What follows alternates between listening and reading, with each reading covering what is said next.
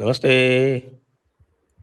आप सभी का स्वागत है आज के इस कार्यक्रम में। हमारे साथ हैं बाबा रामदास जी और वीरेंद्र भट्ट जी और अनुपम सिंह जी। आज हमारे पास मेगा पैनल है और कई सारे विषयों की चर्चा होनी है। आज आरंभ करेंगे सीधे बाबा रामदास जी से। बाबा जी, ये एलपीजी की क्राइसिस का ग्राउंड पर क्या प्रभाव है?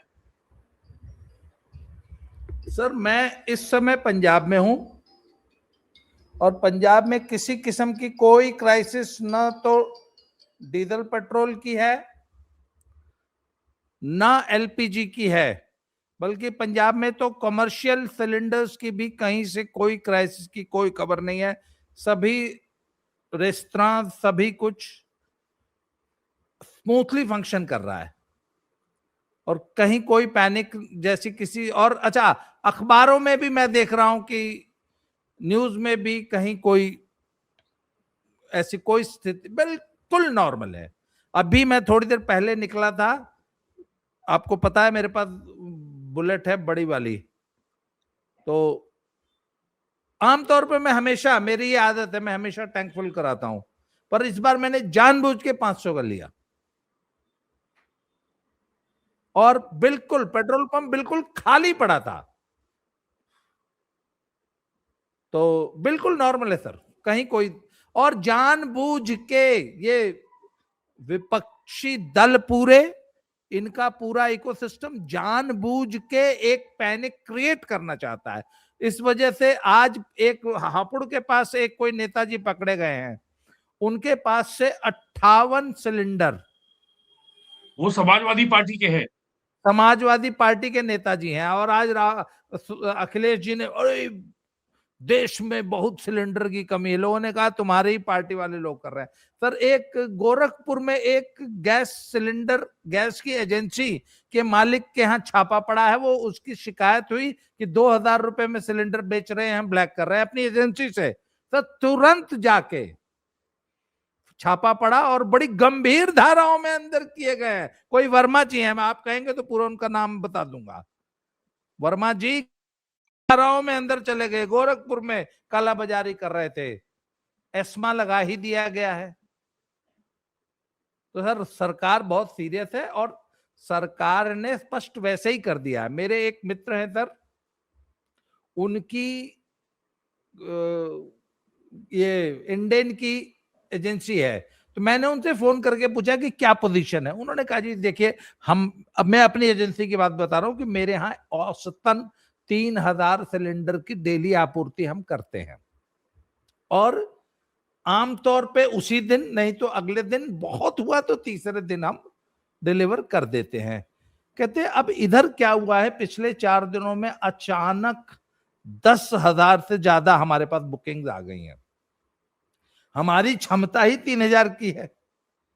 तो कहते हैं कि अब पैनिक सेल अगर ना हो और अगर हम नई बुकिंग लेना बंद कर दें तो हम 3 दिन में ये बैकलॉग वैसे ही पूरा कर देते हैं, 3 दिनों में 10,000 सिलेंडर का। तो जी, लोग खाम खा पैनिक हो रहे हैं और कोई बात नहीं। उन्होंने कहा कहीं से, अच्छा, जहां तक कुछ शहरों में जो कमर्शियल सिलेंडर्स की राशनिंग की बात है, सरकार ने कुछ प्रिकॉशन लेते हुए जो है ये कहा है कि भाई जो कमर्शियल सिलेंडर्स की सप्लाई है वो थोड़ी सी रिस्ट्रिक्ट होगी। और तीसरा है सर, वो रिलायंस इंडस्ट्री ने तो बाकायदा विज्ञप्ति दे के सूचना दी है कि हमारे लिए राष्ट्र प्रथम है और हम अपनी रिफाइनरीज में एलपीजी और नेचुरल गैस का जो भी प्रोडक्शन है वो बढ़ा रहे हैं। और सरकार की इंस्ट्रक्शंस है कि जिस इंडस्ट्री को गैस की ज्यादा जरूरत होती है, सबसे पहले उस इंडस्ट्री की आपूर्ति होगी। तो सरकार कटिबद्ध है सर। हो सकता है अगर क्राइसिस आता है तो कमर्शियल सिलेंडर्स पे बेशक सरकार एक तो घरेलू आपूर्ति में बाधा नहीं आने देगी और इंडस्ट्री में बाधा नहीं आने देगी। बाकी सब जैसे चल रहा है वैसे चल रहा है, बढ़िया, ऐसी कोई बात नहीं है। और ये 2-4 दिनों में पैनिक भी खत्म हो जाता है जब जनता देख लेती है ना कोई कोई से कोई नहीं है, तो जनता भी झांसे में नहीं आती सर। जैसे पंजाब में कहीं कोई पैनिक नहीं दिखा मुझे। चलते हैं वीरेंद्र जी के पास। वीरेंद्र जी, आपके यहाँ तो डबल क्या ट्रिपल बल्कि 4 गुना पैनिक है। बड़ी-बड़ी खबरें हो गई हैं। आपका जो है देखिए, सब चहेता पैनिक स नहीं है। एक यूपी एक में मिनट एक एक बात मिनट हुई है जो मेरी जी, जी, मेरी जी, पूरी जी। बात सुन लीजिए साहब, मैं जी, जी, 4 जी, जी, बिंदु बता जी। रहा हूँ, एक नहीं। जी, जी। एलपीजी तो एक है उसमें से। आपका 4 पीएम बंद हो गया है, आपका प्रिय चैनल। उसके हाँ, अलावा वो आज फिलहाल आज सुबह से। अभी मुक्तेश्वरानंद जी वहाँ पे डेरा डाले पड़े हुए हैं। और उसके बाद जो आपके शिया हज़रात हैं, उनका जो है वो यौम क़यामत आने वाला है। तो बताइए, इसका एलपीजी से क्या संबंध है? सर देखिए, यूपी में एक चीज़ हुई है थोड़ा-सा जो पहले हो जाना चाहिए था, जो बाबा जी एस्मा एक्ट कह रहे हैं, वो एस्मा एक्ट तो एसेंशियल सर्विस मेंटेनेंस एक्ट है। इसी एक्ट में सेक्शन 347 है, जो एनएसए के बराबर डेडली है। आप जानते हैं, you are a retired bureaucrat. तो सेक्शन 3/7 को हटाने की माँग पिछले 40 साल से हो रही है, लेकिन आज तक ये ना तो रिपील हुआ, ना ये एक्ट अमेंड हुआ। और सेंट्रल गवर्नमेंट ने आज से 6-7 दिन पहले इसी एक्ट को इन्वोक कर दिया था। यूपी ने देर में किया, मुख्यमंत्री ने कल घोषणा की है और शायद इन्वोक हो। अगर ये ब्लैक मार्केटिंग की जो हो रही है, इट्स ए क्रिमिनल एक्ट और ऐसी कमी यहाँ नहीं है। कुछ जगह डिसरप्शन हुआ था और मैं पूरा डाटा दे दूँ, इंडिया में साल में 3.5 करोड़ टन जो है एलपीजी की डिमांड है, कंजम्पशन है और लगभग जो है 2.5 मिलियन टन पर मंथ। और इंडिया में करीब और मैं तो कहूँगा मोदी जी स्वयं ज़िम्मेदार हैं। जो इनकी प्रधानमंत्री उज्ज्वला योजना में इन्होंने अब तक जो है 12 करोड़ कनेक्शन दिए हैं। इनके बारे में 2019 के लोकसभा चुनाव में और 24 में ये आपके अनुपम कुमार जी के मित्र जो रवीश कुमार हैं, वो रोज़ वीडियो बनाते थे। देखिए, गरीब आदमी जो है लकड़ी पे खाना बना रहा है और आज वो वीडियो बना रहे हैं। गरीब आज भी लकड़ी पे जो है खाना बनाने को मजबूर है, उसको गैस नहीं मिल रही है। तो आप समझ लीजिए कि ये जो है ये जो है आपका और ये असली डबल इंजन है रवीश कुमार। मोदी योगी डबल इंजन नहीं है। हुँ। ये ये ये दोधारी तलवार है। 19 में 24 में रो रहे थे कि क्या फ़ायदा उसको एलपीजी का, वो तो आज भी गोबर के कंडे पर और जो है लकड़ी पे भोजन बना रहा है और आज कह रहे हैं कि गरीब के भाग में एलपीजी कहाँ, उसको तो मिल ही नहीं रही है। मोदी जी बताइए क्या आप उसके कहाँ अच्छे दिन हैं? अखिलेश जी कह रहे हैं कि वो बीजेपी के अच्छे दिन का सिलेंडर खाली हो गया। तो अपोज़िशन को कोई ना कोई मौका चाहिए to manufacture an anti Modi, anti BJP narrative जो इनको मिल रहा है। आज सुबह ही जो है कुछ नेता कह रहे थे एक अंग्रेज़ी की टीवी चैनल पर, कल राहुल गांधी को लोकसभा में मौका मिला था जब हरदीप पुरी एलपीजी की हालत पर बयान दे रहे थे। लेकिन तब उन्होंने कहा कि ये मौका एपिस्टीन फाइल ज़्यादा इम्पोर्टेंट है। उन्होंने एपिस्टीन फाइल जहाँ बोला, वो जहाँ हाईवे से पतली गली में मुड़े उनको स्पीकर ने पकड़ लिया। कहा ना आपके नोटिस में एपिस्टीन का ज़िक्र ही नहीं है, तो आपको हम बोलने नहीं देंगे इस मुद्दे के ऊपर। आज वो हल्ला मचा रहे हैं और आपको मालूम ही है ऑस्ट्रेलिया और कनाडा के साथ भारत सरकार का एफटीए हो गया है। $2 बिलियन का एग्रीमेंट जो है गैस के बारे में कनाडा से हो गया है।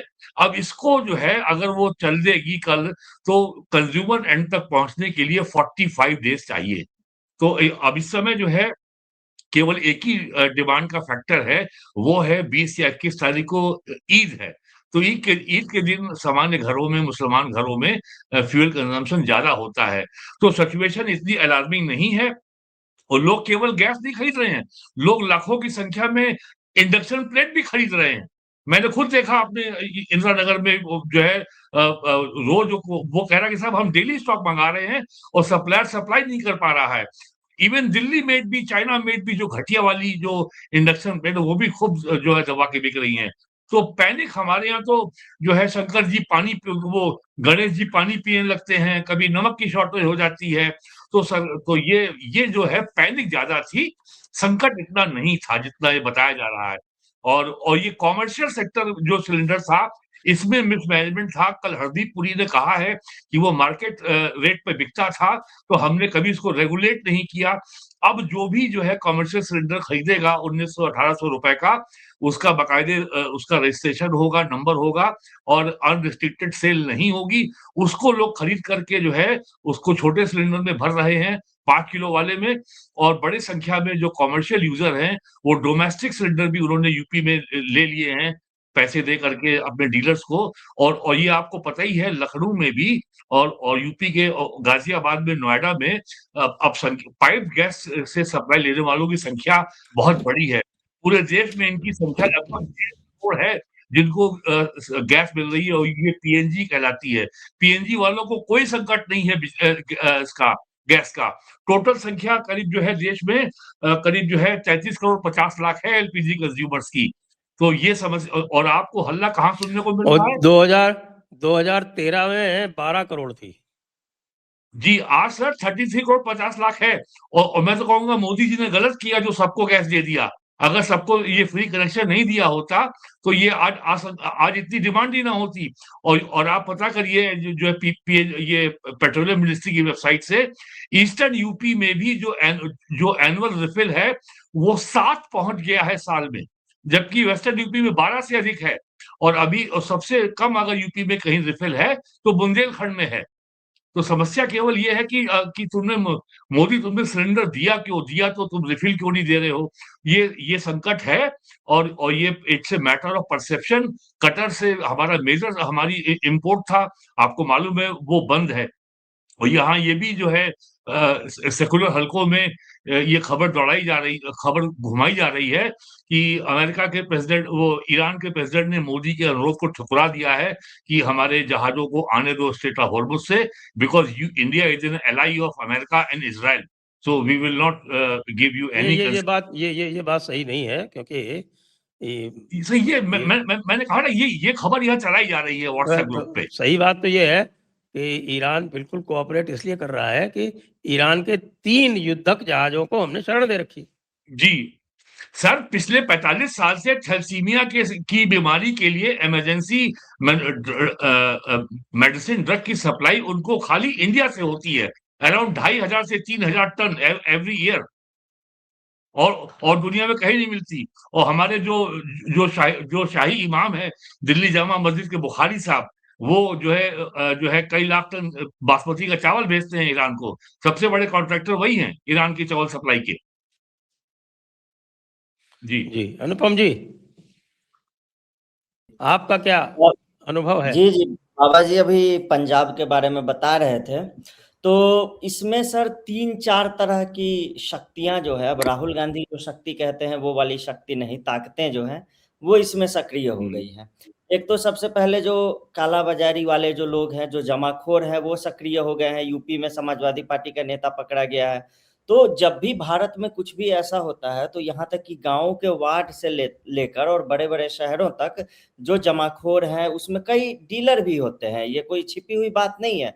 हमने देखा है अपने गाँव में। मैं खुद आज से 10-15 साल पहले तक केरोसिन तेल के लिए लाइन में लगता था, डीलर के पास जाता था और लेकर फिर घर में आता था। उस समय गैस वाली ऐसी कोई बात नहीं थी, तो बच्चों को भेजा जाता था राशन कार्ड लेकर बड़ों के।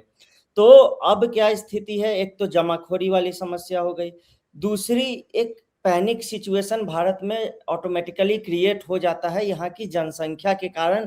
और उस जनसंख्या का भी एक बड़ा वर्ग जो है वो गाँव में रहता है, वो उतना जागरूक नहीं है उस कारण। तो सबसे पहले तो जो अभी इसमें है कि साइबर फ्रॉड भी एक्टिव हो गए हैं, यानी लोगों को गैस कनेक्शन की कंपनियों के नाम पर मैसेज जा रहे हैं और उनको कहा जा रहा है कि आपका सिलेंडर बुक हो गया है, इस लिंक पर क्लिक करें, और क्लिक करते ही उनके पूरे बैंक खाते उड़ जा रहे हैं। तीसरा इसमें टूल किट वाला गिरोह है। पंजाब के ही बरनाला से वहाँ एक सहना गांव है, वहां से खबर आ रही है कि एलपीजी सिलेंडर के लिए लाइन में लगा हुआ था एक व्यक्ति और हार्ट अटैक से उसकी मौत हो गई। अगर आप याद कीजिए तो जब डिमोनेटाइजेशन हुआ था, नोटबंदी के समय भी ऐसी खबरें बहुतायत में आई थी, और कोविड के समय भी वैक्सीन की भी लाइन में लगने पर मौतों की खबरें आई थी। तो आज कांग्रेस वाले जो है वो गैस सिलेंडर की अर्थी निकाल रहे हैं जयपुर में। सर कांग्रेस वालों को तो सबसे पहले ये समझाना होगा कि एलपीजी, सीएनजी, पीएनजी और एलएनजी में क्या अंतर है। उनको तो ये भी नहीं बहुत कठिन सवाल है। जी नहीं, ये सवाल सिलेबस के बाहर है। ये उनको तो ये बताना पड़ेगा कि जो घर में खाना बनाते हैं वो एलपीजी है, जो वाहनों में भरते हैं वो सीएनजी है, पाइपलाइन से जो आ रहा है वो पीएनजी है, और जो प्राकृतिक गैस को जो भरते हैं वो एलएनजी है, जिसको फिर वापस गैस बना के यहाँ पर हम इस्तेमाल करते हैं। तो कांग्रेस वाले सबसे पहले तो ये सीख लें कि एलपीजी, सीएनजी, एलएनजी और पीएनजी में क्या अंतर है, उसके बाद फिर वो ज्ञान दें कि क्या हो रहा है और क्या नहीं हो रहा है। जी जी बाबा जी। सर, कांग्रेस वाले सिर्फ 3 जी जानते हैं, राहुल जी, प्रियंका जी, जीजा जी, या आप उनको नहीं सर, प्लीज 5G एलएनजी, और पीएनजी, 5G सीएनजी 5G चलिए, 5G भी इनमें मत बाबा जी उलझाइए, ने भी- ये वाकई आउट ऑफ सिलेबस है। आप नहीं, प्रियंका जी के बारे में पूछिए, जिज्जी के बारे में पूछिए, जिज्जा जी के बारे में पूछिए, हर कांग्रेसी सही जवाब देगा। नहीं, ये बाबा जी भी ये बात स्वीकार कर रहे हैं कि सोनिया जी को भूल गए हैं कांग्रेसी अब। नहीं, हाँ, सोनिया नेहरू जी, जी का इंदिरा नाम जी, नहीं राहुल आया। जी, सर 6G है। नेहरू जी, इंदिरा जी, राहुल जी और वो राजीव जी, राहुल जी, प्रियंका जी, सोनिया जी, 6G है।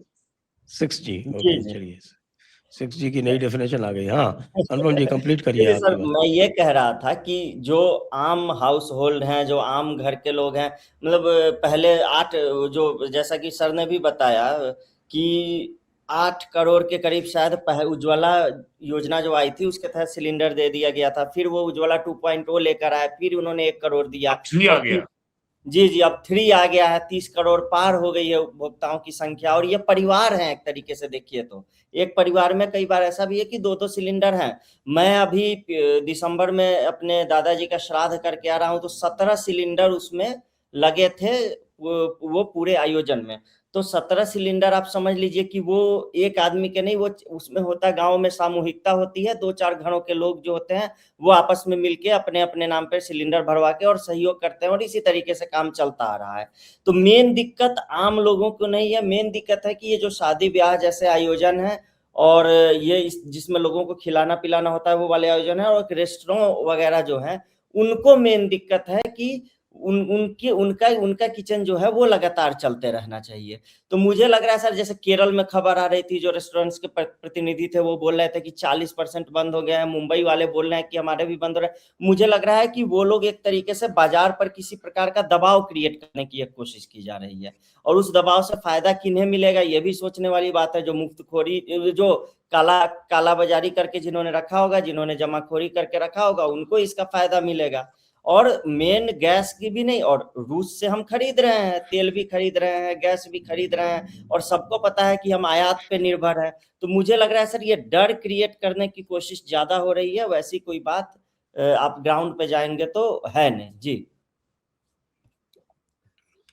जी बाबा जी, संजय अब सर, मैं एक सर, वीरेंद्र सर और अनुपम भाई की बात में एक बात ऐड कर देता हूं। सर, जो इंदिरा जी और राजीव जी ने जो भारत बनाया था ना, उसमें मुझे अच्छी तरह याद है, 7 साल की वेटिंग लिस्ट थी एलपीजी की, 7 साल। वो भी अगर आपका सोर्स हो तब मिलता था। दिल्ली में टेलीफोन की वेटिंग थी 7 से 10 साल की। लेकिन वो तो कंप्यूटर अपने माथे पर लेकर आए थे सर, प्रिया और चेतक स्कूटर ब्लैक में 3,000 का स्कूटर होता था, 3,000 ब्लैक का रेट था। सर, ये तो मोदी जी और उनकी अटल जी की गलती है कि घर घर इन्होंने स्कूटर और कार खरीदवा दी। अब डीजल देना पड़ रहा है, पेट्रोल देना पड़ रहा है। अगर नेहरू जी का अगर भारत रहा होता, इंदिरा जी का भारत रहा होता, तो न इस देश में एलपीजी की कोई कमी आती, न डीजल पेट्रोल की आती। सर, आपको मालूम है 1960s में नेहरू जी ने दिल्ली का मास्टर प्लान बनवाया और ये डीडीए की स्थापना हुई। किसी डीडीए फ्लैट में स्कूटर पार्किंग तक की व्यवस्था नहीं, आपको पता है? नेहरू जी ने कभी सपने में भी नहीं सोचा था कि भारत का मिडिल क्लास कभी स्कूटर भी खरीद पाएगा।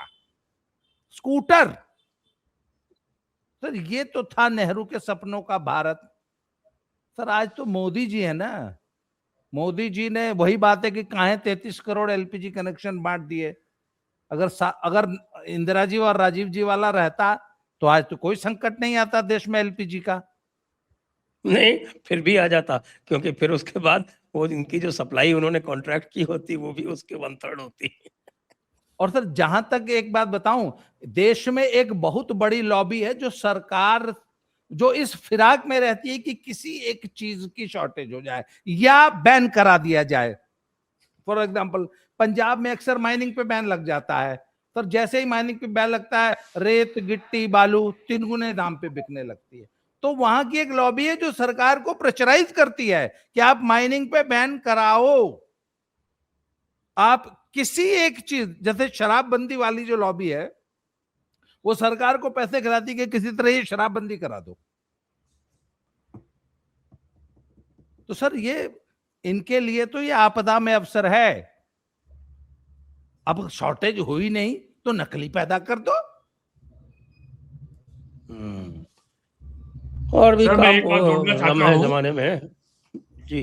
जी, एक बात मैं जोड़ना चाहता हूँ कि समाजवाद अब जो मैं कांग्रेस के अगले जमाने विषय की में ओर था, चलना चाहता हूं, तो इसको आप वाइंड अप करें इस चीज को। मैं एक बात जोड़ना चाहता हूँ, जो जो समाजवाद था 1988 में वीर बहादुर सिंह केंद्रीय कम्युनिकेशन मिनिस्टर थे, यहाँ से मुख्यमंत्री पद से हटने के बाद मैंने लखनऊ में उनको अर्जी दी, उन्होंने कहा ठीक है फोन मिल जाएगा। मेरे मेरे पास फोन आया डीजी टेलीकम्युनिकेशन की ओर से कि आउट ऑफ टर्न अलॉटमेंट के लिए आपकी अर्जी भेज दी गई है, और ये उस पे साइन स्वयं मुख्यमंत्री के थे, वो उनके वीर बहादुर सिंह के, और मुझे नंबर अलॉट हुआ था 383420। मुझे आज भी याद है वो नंबर, मुझे 420 नंबर मुझे अलॉट हुआ था। तो ये तो हालत थी। और 1985 में एनडी तिवारी जब यहाँ से हटाए गए थे मुख्यमंत्री, में दिल्ली गया, जगदीश अवस्थी उससे मामूली मेरे थे, वो एमपी थे बिल्लौर से, तो मैं मिलने गया एनडी तिवारी से लोकसभा भवन में, उनका दफ्तर था एज मिनिस्टर ऑफ इंडस्ट्री। केसी पद उनका ओएसडी था। मैंने कहा यार एक स्कूटर चाहिए। बोला जल्दी अर्जी लिखो, अंदर राहुल बजाज बैठे हुए हैं।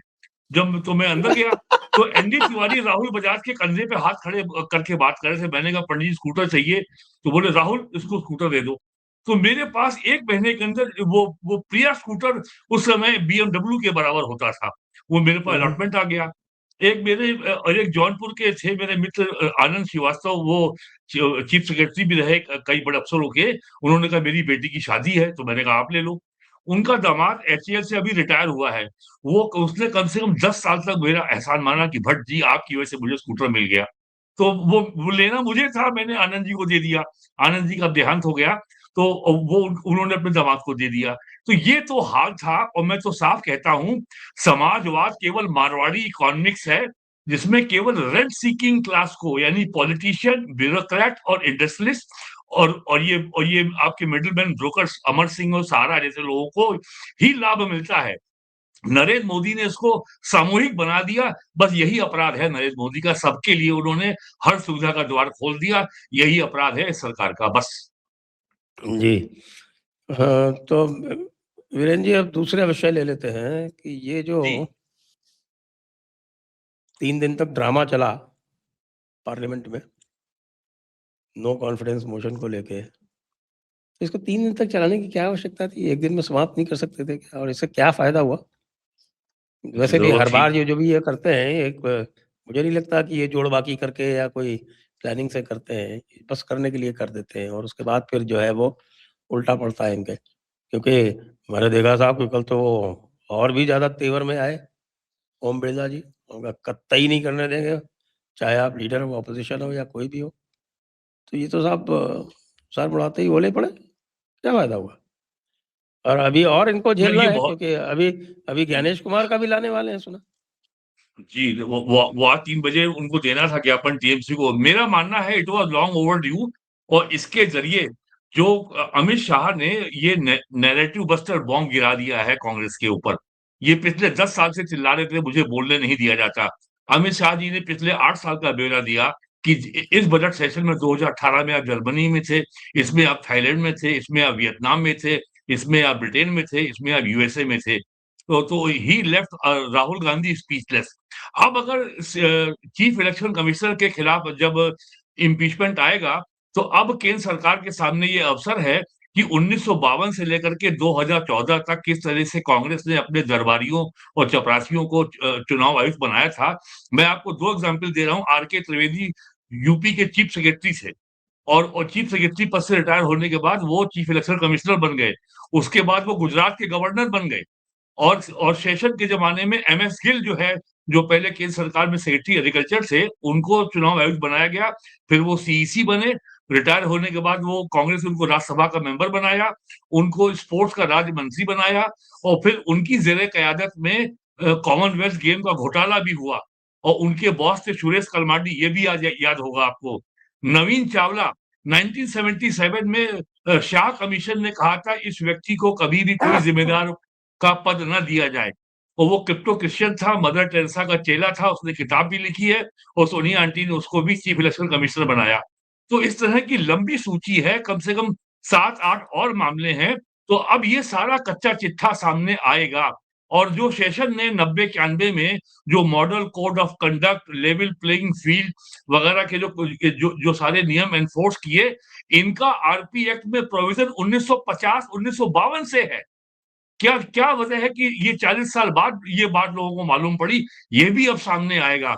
और आपको ये याद होगा कि इस 1975 जून में इलाहाबाद हाई कोर्ट के जस्टिस जगमोहन लाल सिन्हा ने जो इंदिरा गांधी का इलेक्शन फ्रॉम रायबरेली जो क्वैश किया था, वो इसी आधार पे किया था कि मॉडल कोड ऑफ कंडक्ट का वायलेशन हुआ था, और डिस्ट्रिक्ट मजिस्ट्रेट ऑफ रायबरेली जो डिस्ट्रिक्ट रिटर्निंग ऑफिसर था, वो इंदिरा गांधी के पोलिंग एजेंट की तरह काम कर रहा था।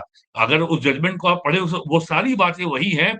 मॉडल कोड ऑफ कंडक्ट के वायलेशन के आधार पर 1975 में इलेक्शन इंदिरा गांधी का क्रैश हो गया, और उसके बावजूद भी 17 साल लगे देश को ये जानने में कि आरपी एक्ट में कोई लेवल प्लेइंग फील्ड का भी कॉन्सेप्ट है, आरपी एक्ट में भी कोई जो है मॉडल कोड ऑफ कंडक्ट का भी कॉन्सेप्ट है। ये हाल रहा है कांग्रेस का।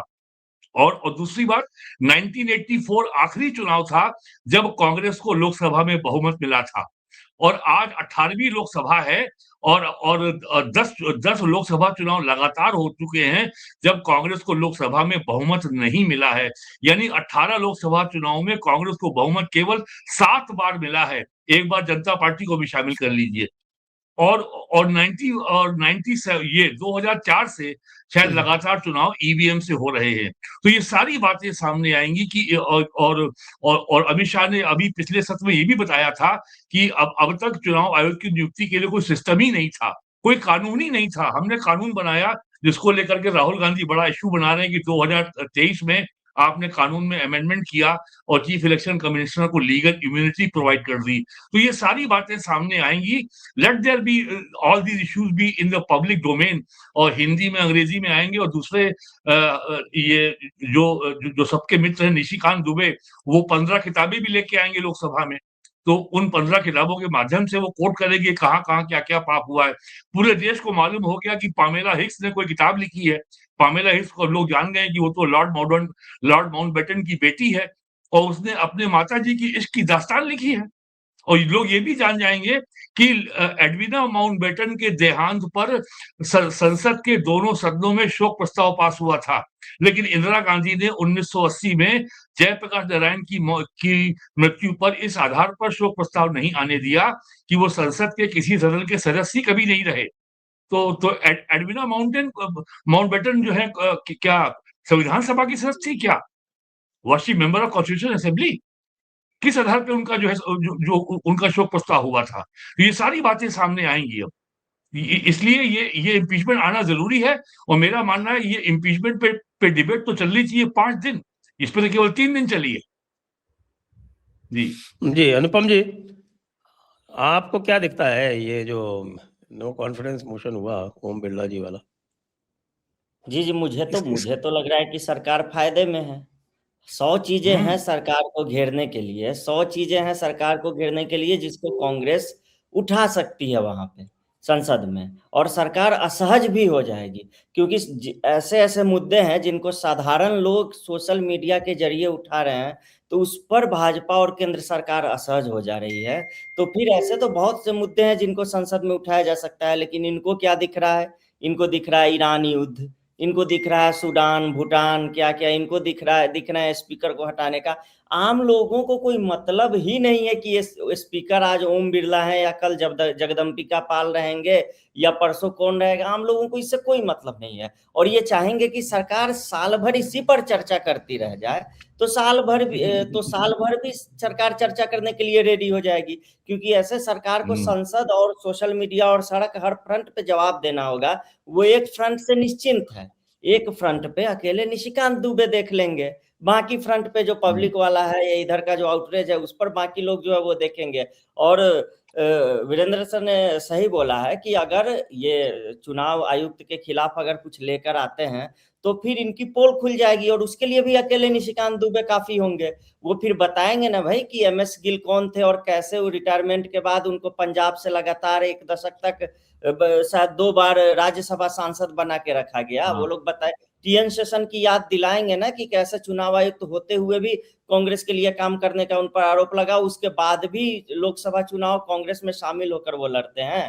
फिर बताया जाएगा ना कि VS रामादेवी के बारे में कि उनको भी कैसे कर्नाटक का राज्यपाल बनाया गया और इसी कांग्रेस पार्टी ने बनाया था। तो अगर पूरा का पूरा इतिहास पड़ा हुआ है, एक से एक किताबें हैं। निशिकांत दुबे ने तो पूरा सोशल मीडिया पर डाल दिया था कि ये किताबें हैं, इनको कांग्रेस पार्टी ने बैन किया, इसमें ये चीजें लिखी हुई है। तो ये लोग थोड़ा सा गलत एक तरीके से छेड़खानी कर रहे हैं, इससे कांग्रेस और घाटे में ही जाएगी। जो सही मुद्दा है उनको वो उठाना चाहिए। तो ये ऐसे मुद्दे उठाकर लेकर जा रहे हैं जिसपे सरकार और चाहेगी कि चर्चा हो। ये वही बात हो गया कि सामने बल्लेबाजी कर रहे हैं अभिषेक शर्मा और आप फुल टॉस पर फुल टॉस बॉल देते जाइए तो वो दिन भर आपको मारते रह जाएंगे। वो थकेंगे भी नहीं, रुकेंगे भी नहीं, पानी भी नहीं मांगेंगे पीने के लिए, वो पीटते ही रह जाएंगे। तो वही ये लोग सरकार को बार बार फुल टॉस गेंद देते हैं। भले वो फुल टॉस होती है, उसकी स्पीड 150 ही क्यों नहीं हो कि उस पर छक्का लगने का चांस तो ज्यादा रहता है। तो वही वाली चीज हो गई है सर कांग्रेस पार्टी के साथ। दूसरा एक ये भी पता हमें बताया गया था कि कांग्रेस थोड़ी सी रणनीति में बदलाव करेगी। मनरेगा को जो VV जी राम जी कर दिया गया, तो पिछले साल इस पर आंदोलन हुए थे और फिर इनकी बैठक हुई थी, उसमें कहा गया था कि हम इस पर हर प्रखंड में, हर जिले में, हर गांव में आंदोलन चलाएंगे, हम अपने कैडर को एकजुट करेंगे और हम VV जी राम जी को घर घर लेकर जाएंगे। लेकिन क्या हुआ? अभी तक कुछ नहीं दिख रहा है कि वो जो बैठकें हुई थी VV जी राम जी के खिलाफ, कांग्रेस का कार्यकर्ता तो छोड़ दीजिए, पार्टी का एक कुत्ता भी कहीं सड़क पर नहीं निकला है और इसका विरोध कर रहा है या इसके खिलाफ कुछ भी बोल रहा हो। अगर सरकार कहीं फेल हुई है तो सिर्फ और सिर्फ जनता के साथ जो संवाद की थोड़ी सी कमी आ गई है इधर, उसके कारण थोड़ा सा सरकार अलोकप्रिय हुई है। दूसरा तो कोई कारण है ही नहीं और उसका श्रेय कांग्रेस को तो बिल्कुल भी नहीं जाता है। तो ये सब फालतू मुद्दे हैं सर, इस पर वो चर्चा करते रहें और सरकार भी करती रहेगी। प्रधानमंत्री के लिए भी ये बहुत अच्छा, वो तो खोजते हैं इस तरह की चीजें। अभी वो तो चाहते हैं उनके खिलाफ भी लेकर आए, ये लोग एक बार लेकर आए थे ना। और ठीक उसी समय पर फिर PM का भाषण रखा जाएगा 6 बजे से 7 बजे के करीब शाम को, जब लोग ऑफिस से लौटते हैं और फिर सोफा पर या कुर्सी पर बैठते हैं और नाश्ता करते हुए TV देखते हैं। फिर से वापस इनका प्रोपेगेंडा जो है वो फेल हो जाएगा। 1-1.5 घंटे का प्रधानमंत्री का भाषण होगा, हो गया खत्म बात। निशिकांत दुबे हो गए, अनुराग ठाकुर हो गए, सुधांशु त्रिवेदी हो गए, एक से एक वक्ता हैं, उनको भी तो मौका चाहिए आगे आकर बोलने का। तो उनके लिए कांग्रेस पार्टी उनको मौका मुहैया करा दे रही है। बस दूसरा कोई कारण मुझे नजर नहीं आता सर जी। संजय जी, 13 बजट मोदी सरकार के हो गए हैं। 13 बजट 13 राष्ट्रपति के अभिभाषण हो चुके हैं। आप 13 साल में कांग्रेस के विपक्ष के किसी एक नेता का नाम बताइए पिछले 13 सालों में जो राज्यसभा लोकसभा में बड़ा जोरदार भाषण दिया उन्होंने। एक विषय आपको एक नेता का भाषण याद नहीं आएगा। और जरा याद कीजिए 2004 से 14 के बीच में लोकसभा में, राज्यसभा में बीजेपी की परफॉर्मेंस क्या थी। लोकसभा में सुषमा स्वराज थी, अटल बिहारी वाजपेयी थे, LK आडवाणी थे, मुरली मनोहर जोशी थे, राजनाथ सिंह थे, गोपीनाथ मुंडे थे और आपके राजस्थान के मेजर साहब जसवंत सिंह के भाषण सुनिए। राज्यसभा में लीडर ऑपोजिशन अरुण जेटली के भाषण से कांग्रेस के नेता घबराते थे। He was so well prepared और इतने वेल वर्स थे हिंदी और अंग्रेजी में। यूपी में योगी सरकार के 10 बजट हो गए और पिछले 9 सालों में समाजवादी पार्टी पर केवल 2 मुद्दे हैं कि लॉ एंड ऑर्डर बड़ी खराब हो गई है और सब सरकारी नौकरियों में पिछड़ों के आरक्षण का हक मारा जा रहा है। तीसरा मुद्दा नहीं खोज पाए वो। वही हाल कांग्रेस का जो है दिल्ली में संसद में है। जी, विषय परिवर्तित करते हैं और चलते हैं हम थोड़ा बाबा जी के पास। बाबा जी, ममता जी इतनी नर्वस क्यों दिख रही हैं? ममता दीदी जो है पहले तो धरने पे बैठ गई, फिर 4 दिन बाद धरने से उठ गई और धरने से उठने के बाद में अब जो है वो ज्ञानेश कुमार के विरुद्ध कह रही है कि अब हम अविश्वास प्रस्ताव लाएंगे। सुप्रीम कोर्ट उनकी सुन नहीं रहा है। उन्होंने कहा हमारे पास अपील का प्रावधान नहीं है, तो फिर उन्होंने उसके ऊपर जुडिशियल ऑफिसर लगा दिए। तो क्या आपको क्या दिख रहा है? सर 15 सालों में पहली बार ममता की रिपोर्ट, ममता के जो इंटरनल उनकी जो मशीनरी है, उनकी रिपोर्ट ये बता रही कि हालत वाकई खराब है। और एसआईआर में जो लगभग 68 लाख नाम जो कि अभी भी जो स्क्रूटनी में थे, उसमें से ज्यादातर का नाम कटने जा रहा है, ऐसा सुनने में आ रहा है। आपने भी इस विषय में काफी वीडियोस बनाए हैं। तो सर ममता बनर्जी को पहली बार ऐसा लग रहा है कि इस बार वो चुनाव हारने जा रही है, ये तय हो गया है। और कुछ और जो इंटरनेशनल मसले हैं, जैसे कि ईरान अमेरिका इजराइल युद्ध है, उसने भी हिंदू पॉपुलेशन को थोड़ा सा पोलराइज किया है, ये मैं देख पा रहा हूं। इसको मैं पंजाब में भी मैंने महसूस किया है कि हिंदू पोलराइज हो रहा है सर। उत्तम नगर वाली घटना, सलीम वास्तिक वाली घटना, इन दो घटनाओं ने भी हिंदुओं को सड़क पर निकलने के लिए, और जिस प्रकार की सॉलिडेरिटी हिंदू समाज ने सलीम वास्तिक के लिए दिखाई, उसका एक बड़ा पॉजिटिव असर है, पूरे देश में है। और उत्तम नगर वाली घटना ने तो सर बिल्कुल ही देवर रैटल्ड। और आपने एक चीज नोट की होगी, अभी सोशल मीडिया पे आप बहुत सारे मुस्लिम हैंडल्स देख रहे होंगे जो कि अचानक बहुत ज्यादा प्रोपेगेंडा कर रहे हैं कि मुसलमानों के साथ बहुत जो है वो अत्याचार हो रहे हैं या उनके साथ डिस्क्रिमिनेशन हो रहा है। सरकारें मुसलमानों को जो है वो they are pushing towards a wall. तो ये सारा इंडी अलायंस पूरा रेटल्ड है, सिर्फ अकेली ममता जी नहीं है। ममता जी से ज्यादा चिंतित अखिलेश जी हैं। अच्छा।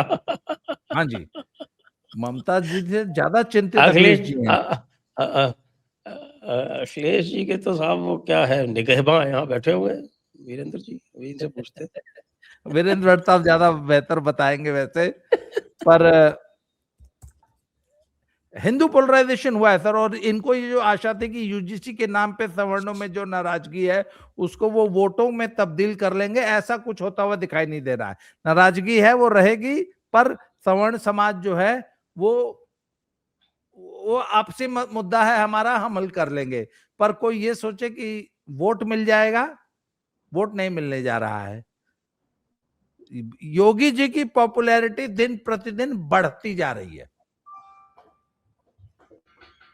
जी, और वीरेंद्र ममता नाथ जी जी बताएंगे साहब। आपको अंकगणित बिल्कुल नहीं आती, बड़ी कमजोर मैथ्स आपकी है। हमारे अखिलेश जी भैया कह चुके हैं कि 2024 में जो हमने 37 सीटें जीती हैं उसको 5 से गुणा कर दो, हमारी सीटें, हमारी मेजोरिटी हो गई। और उन्होंने कहा कि 37 के बल पर हम 27 जीतेंगे। तो लगता है आपको सिंपल मैथमेटिक्स भी नहीं आती। जरा गुणा करिए, 37 इंटू 5 कितना हुआ, और अगर 6 और जोड़ लीजिए तो 43 इंटू 5 का मतलब सीधे 215 हो गया। और यूपी में एक लोकसभा सीट के अंदर मिनिमम 5 असेंबली सेगमेंट हैं। डिलिमिटेशन के बाद जो है, जो हुआ था 2009 में, कुछ सीटों पे 4 है, कुछ सीटों पे 6 है। सबसे अजीबोगरीब सीट है मिश्रिक, जिसमें हरदोई भी है और उन्नाव भी है और सीतापुर भी है और थोड़ा सा कुछ कानपुर का भी हिस्सा है। एक बड़ी अजीब सीट है। तो अखिलेश यादव साफ कह रहे हैं कि हम जो है 37 के बल पर 27 जीतेंगे। लेकिन उनकी समस्या क्या है, अब की बार बहुजन समाज पार्टी पूरी तैयारी के साथ, दमखम के साथ चुनाव लड़ने जा रही है। और दूसरे फिर वो हैदराबादी बकरा भी आ गया है, ओवैसी, वो भी अब की बार लड़ेगा। और वो कहता है कि मुसलमान कोई तेज पत्ता थोड़ी है कि तुमने पकवान बनाया और जब खाने बैठे तो तेज पत्ता निकाल के बाहर फेंक दिया। मुसलमान तुम्हारा बाराती है, बारात अंदर चली जाती है और जो बैंड बाजे वाले जो होते हैं वो बाहर बैठ के बीड़ी पीते हैं और उन्हें कोई पानी को नहीं पूछता। तो हम लोग बैंड बाजे वाले नहीं हैं तुम्हारे लिए। तो अगर बहुजन समाज पार्टी और ओवैसी, ये लोग अगर 5,000 7,000 वोट भी एक असेंबली सीट में काट देंगे, खासकर मेरठ मंडल में और सहारनपुर मंडल में, मुरादाबाद मंडल में, बरेली मंडल में, तो समाजवादी पार्टी के लिए बहुत भारी पड़ेगा। और जहां तक योगी जी की बात है, केवल उनको कास्ट के को लेकर के यूपी में जो नेगेटिव परसेप्शन है, लोगों के दिमाग में तमाम उलझुल सवाल हैं, और जो मोहन भागवत जी के जो बड़े जो ओजस्वी बयान आते हैं कि जाति ब्राह्मणों ने बनाई है, भगवान ने नहीं बनाई है, और ये तो इससे भी बहुत भ्रम फैलता है समाज में। और ये इतना उच्च कोटि का ज्ञान उन्हें कहाँ से प्राप्त हुआ कि जाति ब्राह्मण ने बनाई है? ये तो वैदिक युग के ऋषि भी नहीं खोज पाए थे, जो मोहन भागवत जी ने खोज लिया। तो ये केवल कास्ट का जो परसेप्शन यूपी में है, जो मैन्युफैक्चर्ड है, और इसके अंदर बीजेपी के जो अपने कॉन्ट्रडिक्शंस हैं, वो भी बहुत बड़ी हद तक जिम्मेदार हैं, ये जो कॉन्ट्रडिक्शन बनते हैं। तो तो ये इसका ही दुष्परिणाम 2024 के लोकसभा चुनाव में आपने देखा। समाजवादी पार्टी की जरूरत जो है प्रदेश को है, इसके लिए सबसे बड़ा प्रमाण ये है, जुलाई 2017 से लेकर के और फरवरी 2026 तक योगी जी के जो भाषण असेंबली में हुए हैं बजट सत्र में, उसमें प्राइम टारगेट उनका हमेशा समाजवादी पार्टी रहा है। और कमाल की ताकत है समाजवादी पार्टी में कि 10 साल बाद भी योगी जी ने भी फरवरी में जो भाषण दिया, तो उससे देख के लग रहा था कि जैसे बीजेपी जो है सपा को हरा करके अभी 2025 में पावर में आई है, जबकि बीजेपी को सबको पावर में आए हुए 9 साल पूरा हो गया। और अभी भी वही जो है और इतने शार्प अटैक योगी जी के होते हैं, अगर आपने उनके विधानसभा में भाषण सुने हो, राज्यपाल के अभिभाषण के ऊपर डिबेट के जवाब में और बजट सत्र में बजट के जवाब में, तो समाजवादी पार्टी जो है वो is very active in on social media, is very active on that YouTube channel जो संजय जी बोल रहे थे कि ब्लॉक कर दिया गया। तो इस तरह के चैनल पे वो बहुत एक्टिव है, और बाकी उनका जो ट्रेडिशनल वोट है वो वही रहेगा जो हमेशा रहा है। और मैंने तो समाजवादी पार्टी के और तमाम जो प्रबुद्ध वोटरों से मैंने 2 सवाल पूछे कि 2017 में आपने समाजवादी पार्टी को हराया, 19 के लोकसभा में हराया, 22 के विधानसभा में हराया, 2024 में आपको ऐसा कौन सा जो है चमत्कारिक आकर्षण पैदा हो गया समाजवादी पार्टी को लेकर के कि आपने उसको 37 सीट दे दी। और 2017 में बीजेपी को जिताया, 19 में जिताया, 22 में जिताया।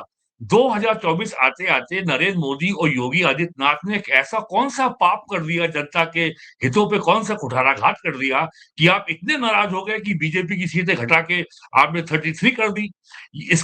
इसका उत्तर मुझे किसी विद्वान से आज तक नहीं मिला। फिर मैंने विद्वानों से पूछा कि बीजेपी की सीटें 2012 में 42 थीं और 17 में बढ़ के सीधे 315 पहुंच गई। ये कौन सा चमत्कार हुआ? तब तो चुनाव आयोग भी नहीं था, और तब तो अडानी भी नहीं आया था, अंबानी भी नहीं था। तो ये 42 से 315 की यात्रा कैसे हुई? ये बड़े-बड़े सेफोलॉजिस्ट इसके बारे में उन्होंने पिछले 10 साल में आज तक एक शब्द नहीं बोला है। और जरा कोई मुझे बताए कि ऐसा कौन सा राज्य है जहां पे 400 सीटें विधानसभा में हो और एक पार्टी जो अपोजिशन में थी 42 सीटों पे थी 2012 में, वो 17 में सीटें 315 पहुंच गई। How this miracle happened? ये मिरेकल मुझे आज तक बता नहीं पाया, ये हुआ कैसे? जी, और बड़ी कृपा होगी यदि आप इस पे प्रकाश डालें। अनुपम जी जरा ममता जी के बारे में पहले प्रकाश डालें, फिर इसकी बात करें। जी सर, मैं ये देख रहा हूँ कि ममता बनर्जी एक बार फिर से ये चाह रही है कि वो नरेंद्र मोदी को फॉलो कर रही है, उनकी रणनीतियों को। उनको लग रहा है कि जिस तरीके से नरेंद्र मोदी ने, जब वो गुजरात के सीएम हुआ करते थे, तो सोनिया गांधी ने उनके लिए अपशब्दों का इस्तेमाल किया था, तो उस समय उन्होंने गुजराती अस्मिता से जिस तरीके से पूरे चुनाव को जोड़ा था, तो ममता बनर्जी को लग रहा है कि मैं भी मोदी मॉडल पर ही चलती हूँ और बंगाली अस्मिता से सारी चीजों को जोड़ दूंगी तो सब ठीक हो जाएगा। आप याद कीजिए, जब एसआईआर हुआ था तो उन्होंने रविंद्रनाथ टैगोर का नाम लिया था कि अगर टैगोर आज होते तो एसआईआर से उनका नाम भी ये चुनाव आयोग वाले काट देते। तो वो बार बार एक तरीके से बंगाल की जो अब तक एकला चलो वाली जो भावना रही है, उसको बार बार ऊपर लाने की कोशिश कर रही है। और बंगाल ऐसा रहा भी है। सोचिए ना, जब 1930 में जब सविनय अवज्ञा आंदोलन चल रहा था, पूरा भारत एक तरीके से गांधी जी के साथ खड़ा था। उस समय नेहरू आश्चर्यचकित थे कि बंगाल में नगरपालिका चुनाव का डिस्कशन हो रहा है, कि वहां ना गांधी का कोई इफेक्ट है, ना वहां वो गांधी के आंदोलन की कोई बात हो रही है। तो और विडंबना देखिए कि यही वो ममता बनर्जी है 1993 में जिन्होंने चुनावी प्रक्रिया को ही पारदर्शी बनाने के लिए इतना बड़ा आंदोलन किया था और उसी के कारण वो सुर्खियों में आई थी। और आज वही ममता बनर्जी, उन्हीं पर भ्रष्टाचार, उगाही के इतने बड़े आरोप हैं उनकी पार्टी पर, उन पर नहीं है। मुझे हो सकता है कहीं लाइव में से ही उठा के न ले जाए, इसलिए मैं कह दूं कि ऐसा लोग कह रहे हैं, मैं नहीं कह रहा हूँ। तो इतने बड़े बड़े आरोप उनकी पार्टी पर हैं, उनकी पार्टी के नेताओं पर है, तो उनसे ध्यान भटकाने के लिए इनको कुछ ना कुछ तो चाहिए ना। इसीलिए इन्होंने सीईसी ज्ञानेश कुमार को हटाने की मुहिम शुरू कर दी है। और ये इसमें संविधान का कुछ लेना देना नहीं है, संविधान नियम कानून तो हटा दीजिए, एक राजनीतिक ड्रामा है। और इनकी वही पुरानी जो शैली रही है कि जब भी कुछ ऐसा हो तब खुद को संघर्षशील दिखाकर कुछ ऐसा उपद्रव क्रिएट कर दो जिसके केंद्र में ममता बनर्जी का चेहरा हो, चाहे वो इनको चोट लग जाना हो, चाहे ये फुटबॉल ये खेलने लगे, कुछ इस तरह की चीजें जिसमें केंद्र में यही हो एक तरीके से, क्योंकि ये नहीं चाहती हैं, ये बाहरी बनाम बंगाली का फिर से जो है वापस लेकर आना चाह रही है। और नंदीग्राम, सिंगूर या जो भी हुआ, इनकी पहचान ही रही है कि विपक्ष में रहते हुए आंदोलनों की, तो अभी ये सत्ता में रहते हुए भी चाह रही है कि आंदोलन और उपद्रव वाली जो राजनीति है उसी से हम जीत जाएंगे। लेकिन ये भूल गए हैं कि विपक्ष में ये सब काम आता है, सत्ता में रहते हुए आपको ये उपद्रव और आंदोलन काम नहीं आते हैं। कभी भी आप कोई भी यात्रा पर लोगों को लेकर निकल जाएंगी और आपको वोट मिल जाएगा। इस बार तो ऐसा बिल्कुल भी नहीं होने वाला है। दूसरा, ये जो बांग्लादेशी वाला, इन मुसलमानों को रिझाने के लिए इनका पूरा का पूरा फोकस है कि बंगाल के मुसलमान एक मुश्त वोट हमें दें और बंगाली पहचान को हिंदू पहचान के बराबर में खड़ा कर दिया जाए, तो जो हिंदू पहचान वाले हैं वो भाजपा को वोट दे भी दे, तो ये बंगाली पहचान को ऊपर रखने वाले जो हिंदू हैं और जो मुसलमान हैं वो मिलकर हमें जिता दें। इनका पूरा का पूरा फोकस एक तरीके से इसी पर है। जी जी, तो काफी संजय जी, मुझे इंटरेस्टिंग लग रहा है है। कि ये जो बूथ वाला खेल था ना, बंगाल में बूथ लूटने वाला, हाँ, एसआईआर ने बंगाल में उसको हमेशा के लिए खत्म कर दिया है। ये बात ममता बनर्जी को साफ मालूम है कि बूथ में मैनिपुलेशन और लूट का जो था, और जो ममता बनर्जी का जो कैरम बोर्ड क्लब है गली गली मोहल्ले मोहल्ले में वोटर मैपिंग का, वो भी आई थिंक वो बहुत अब डिमोरलाइज्ड है। और and they are going to stay neutral during the election, क्योंकि उनको मालूम है सरकार नहीं आएगी तो then they will be in trouble. और अगर यही कैडर उनका चुप बैठ गया तो ममता बनर्जी तो वैसे ही ढेर हो जाएंगी। इनके ममता बनर्जी के डरने का सर जी जी बाबा जी, यही this is the key factor जो अभी वीरेंद्रनाथ भट्ट साहब ने कहा।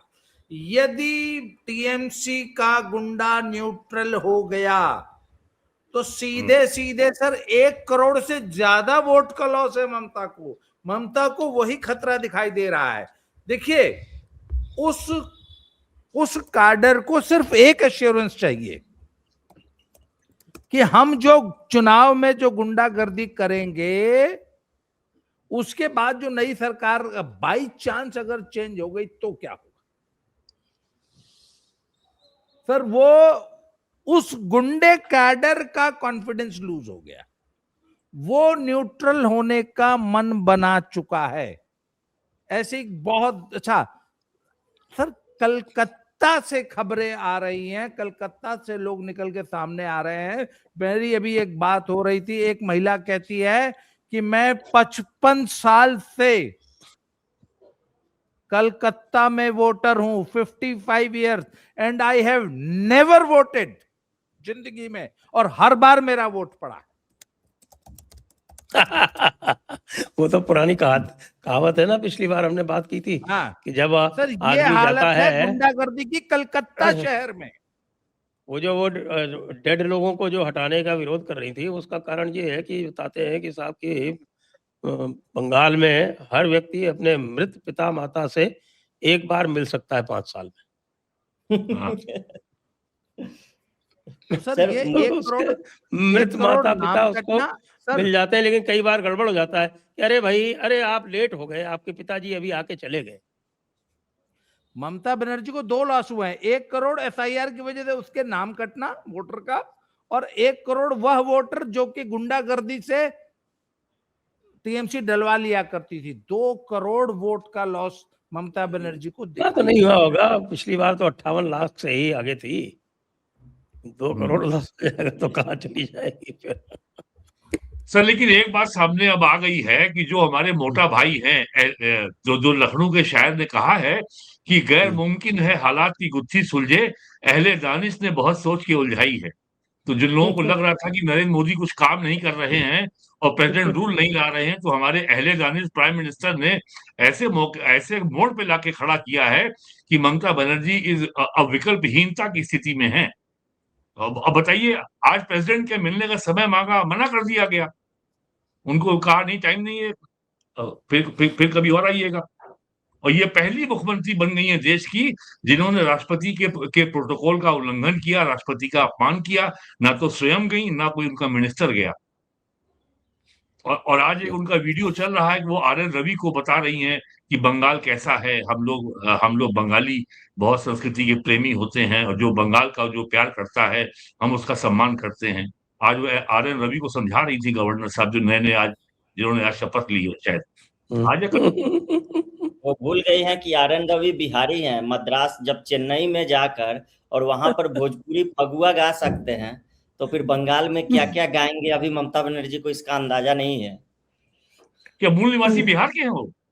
वो आर.एन. रवि बिहार के ही हैं। अच्छा तो साहब ये मैं बताइए, समझता ये था वीरेंद्र नाथ जी, वो हमारे अभिमुक्तेश्वरानंद जी क्या कर रहे हैं आपके वो कांशीराम उपवन में?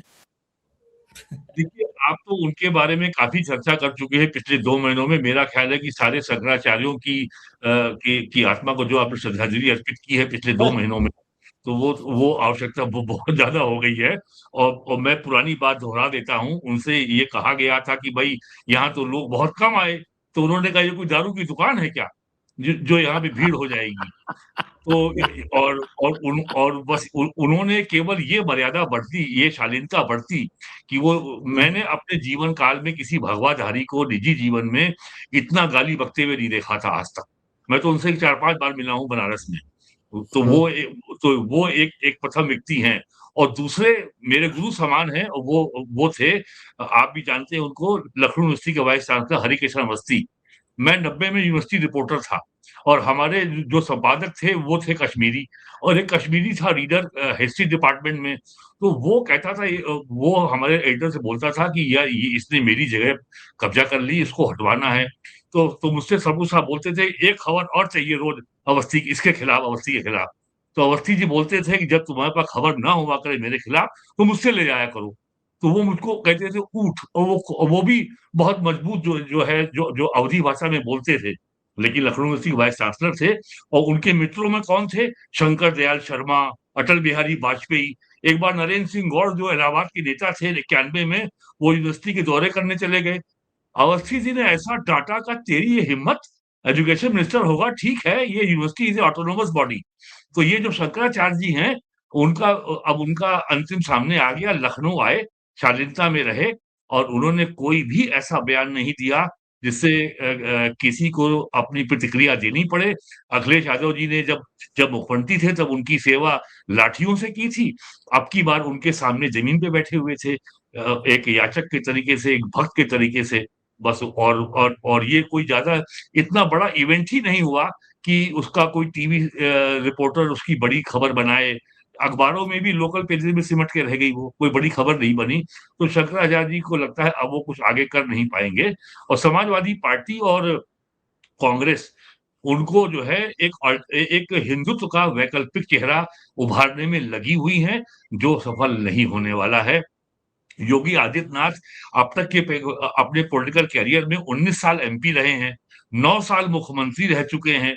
तो जिस आदमी का इतना लंबा बैकग्राउंड हो, उसको एक ये जिसका शंकराचार्य होना अपने आप में स्वयं विवाद से भरा हुआ है, वो और अभी तो मुकदमे झेल रहे हैं, वो हाई कोर्ट में मुकदमा चल रहा है उनके ऊपर, और एक केस तो दर्ज हो ही चुका है। तो इसलिए he is no longer a challenge to the BJP और टू योगी आदित्यनाथ और टू एनीबडी एल्स। और मेरे तो राय उनके बारे में बड़ी स्पष्ट है, he is a Roman Catholic Shankaracharya. Roman Catholic. चलिए अंतिम प्रश्न अनुपम जी से। अनुपम जी, ये धुरंधर मेनिया बढ़ता चला जा रहा है, ये कहाँ तक पहुंचेगा? अब तो ये धुरंधर 1 भी री रिलीज हो रही है एक हफ्ते पहले। जिन लोगों ने धुरंधर मिस कर दिया या फिर थिएटर में नहीं देख पाए, जिन्होंने टीवी पर या मोबाइल के छोटे स्क्रीन पर देखा, उनके लिए फिर वापस धुरंधर को रिलीज किया जा रहा है। और मैं सर आज एक बात कह दे रहा हूँ कि ये जो धुरंधर 2 है, ये भारत कब आ की रही है? सबसे, अभी 19 तारीख को ये रिलीज हो रही है। और अच्छा, ये अच्छा, और अच्छा, अच्छा। इसका रास्ता अब तक रोक के रखा था कुछ हद तक, ये नहीं कहेंगे कि पूर्ण रूपेण, कुछ हद तक वो यश की जो केजीएफ वाले हैं उनकी फिल्म आ रही थी टॉक्सिक, वो इसके सामने रिलीज हो रही थी। और टॉक्सिक वालों ने एक सेक्स सीन रिलीज करके एक टीजर भी उसको बताया था हालांकि उन्होंने, और धुरंधर के सामने कंपटीशन की घोषणा भी की थी। लेकिन बाद में मुझे लगता है उनकी ये योजना थी कि हम पहले धुरंधर के सामने अपनी मूवी को रिलीज करने की घोषणा करेंगे, हमें चर्चा मिल जाएगी पूरी तरह, फिर हम अपनी रिलीज जो है वो जून में शिफ्ट कर देंगे। तो टॉक्सिक जो है वो भाग गई है, वो अब जून में रिलीज हो रही है। और धुरंधर 2 जो है वो सोलो रिलीज की तरह आ रही है।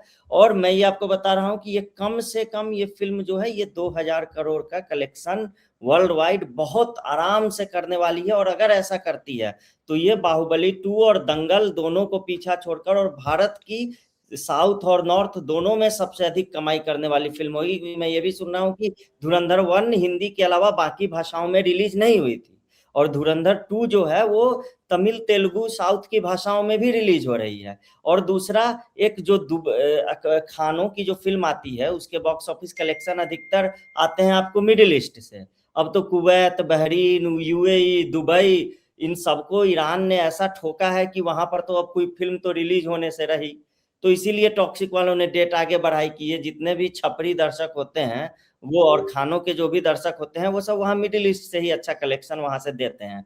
अब तो मैं ये भी सुन रहा हूँ कि वहां से लोग ट्रेवल करके आ रहे हैं भारत, कुछ हिंदू जो हैं, कि हमें आकर यहाँ पर धुरंधर 2 देखनी है, और फिर वो वापस वहां चले जाएंगे। तो फिल्म को लेकर क्रेज जो है कुछ इस तरीके का है। और आदित्य धर का कल जन्मदिन भी था, उन्होंने आज कृतज्ञता भी जताया है, धुरंधर 2 को लेकर घोषणा भी की है। तो मुझे लगता है सर बहुत बड़ी ओपनिंग, और अब तक की सबसे बड़ी ओपनिंग होने वाली है भारत की, सभी फिल्मों को पीछे छोड़कर। जी, तो अब आज की चर्चा को अब यहीं पर विराम देते हैं। सभी दर्शकों को बहुत बहुत धन्यवाद। और जी बाबा जी कुछ कह रहे हैं? म्यूटेड है आप, म्यूटेड है। हाँ, ये केरला 2 के बारे में एक बड़ी अच्छी रिपोर्ट आई है कि केरला 2 ने भी बॉक्स ऑफिस पे ठीक ठाक परफॉर्म किया है। और परसों एक घटना हुई है, ठाणे के एक प्राइवेट स्कूल ने स्पेशली सिनेमा हॉल बुक करके अपने स्कूल की सभी 9वीं से लेकर 12वीं तक की बच्चियों को केरला स्टोरी दिखाई। उसको लेके हालांकि बहुत से लोगों ने आलोचना भी की है, परंतु ये एक ट्रेंड हो गया। और हमारे यहाँ यूपी में कुछ स्कूलों ने भी ऐसा किया है और उन्होंने स्पेशल शो चलवाया बच्चियों के लिए। बनारस में स्पेशल शोज हुए हैं और छोटे शहरों में स्पेशल शोज ऑर्गेनाइज किए जा रहे हैं, जिसमें अच्छा बहुत सारी स्वयंसेवी संस्थाएं बच्चियों के लिए शो स्पॉन्सर कर रही हैं कि आपको टिकट नहीं लेना है, आप जाइए, टिकट हमारी तरफ से खरीद दिया गया है, आप जाइए, एंटर कीजिए और सिनेमा देखिए। मैं सभी पेरेंट्स से ये निवेदन करूंगा कि अपने परिवार के साथ बच्चियों को स्पेशली जरूर दिखाएं केरला स्टोरी। जी जी, केरला स्टोरी 2 हिट भी हुई है, 28 करोड़ का उसका बजट था और उसने 45 करोड़ का नेट कलेक्शन कर लिया है। और 15वें दिन फिल्म के 50,000 शो हुए हैं। तो इससे आप समझ जाइए कि फिल्म जो है ट्रेंड कर रही है लगातार। जी जी जी, तो आप सभी को बहुत बहुत धन्यवाद, बाबा जी को और वीरेंद्र जी को और अनुपम जी को। जय हिंद, जय भारत, वंदे मातरम। जय श्री राम। जय श्री राम। जय श्री राम।